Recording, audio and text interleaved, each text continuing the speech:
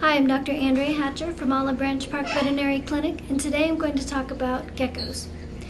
Luckily for the car insurance company Gecko, geckos are one of the few lizards that can communicate verbally, although not with a cute Cockney accent. In the print version, there is a link that you can go to hear an actual gecko conversation. The link is geckko.com/html/sounds_s_petrii.html.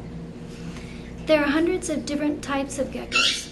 The Gecko gecko is the gold dust day gecko. The most common type of pet gecko is a leopard gecko. They are as different as night and day. Literally, gold dust day geckos are diurnal, and leopard geckos are nocturnal.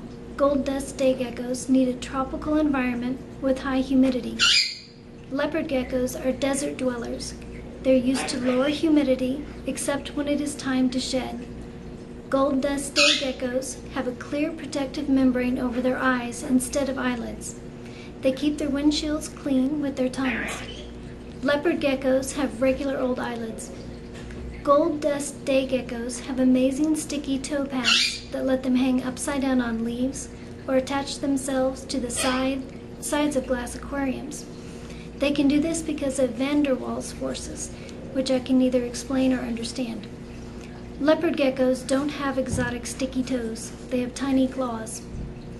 When choosing a gecko for a pet, it is important to learn about that particular type of gecko's natural habitat so that you can care for it properly. Leopard geckos got their name because they are covered with leopard-like spots. They grow to be 10 inches long and can live 20 to 30 years when properly cared for. You will need a 10 to 15 gallon aquarium. Because lizards are cold-blooded, you will need to provide a heat gradient. Leopard geckos should have 77 to 86 degrees on one end and 88 degrees Fahrenheit on the other, and a humidity of 20 to 30%. This can be provided by using a heat source outside of one side of the aquarium, such as a heat light, heating pad, or heating tape. Provide a hiding box with damp peat moss or vermiculite for shedding. Use paper towels or newspaper in the bottom of the aquarium. Don't use sand, as geckos might eat it. Add a shallow bowl of water. Feed leopard geckos gut-loaded, size-appropriate crickets, sprinkled with calcium powder and mealworms. The frequency of feeding decreases with the age of the leopard geckos. Adults can get crickets twice a week and mealworms once a week. Don't catch a gecko by its tail, it may fall off. Then it will wiggle on its own for a little bit in an attempt to get you, the predator, to eat it instead of the rest of the rapidly escaping gecko. The gecko will grow another one, but it just won't be the same. If you decide to get a mourning gecko, you only have to come up with girl names. There are no male mourning geckos. Is this why the ladies are mourning? This type of gecko reproduces by parthenogenesis. The females make babies all by themselves, and their daughters are clones of the mothers. Like all reptiles, geckos may carry the bacterial salmonella. The young, the old, and the immunosuppressed are most at risk. Wash your hands. The current thinking is if you have a diurnal, which is a daylight active species of gecko, you need to provide full spectrum ultraviolet lighting. If you have a nocturnal species, you may not have to, but it wouldn't hurt. Depending on the type of gecko, they have different temperature range and humidity requirements.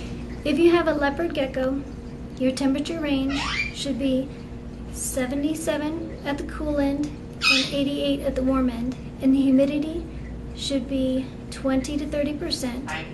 It is a desert animal and it's nocturnal.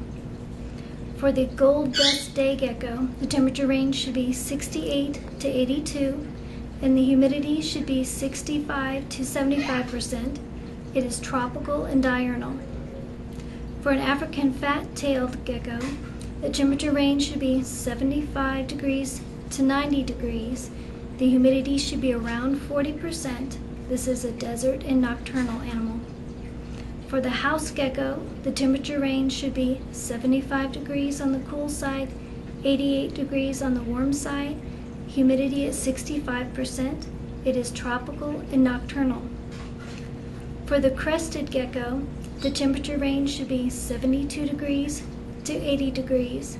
The humidity should be from 60 to 80%. It is tropical and nocturnal. For the morning gecko, the temperature range should be 70 on the cool end, 80 on the warm end.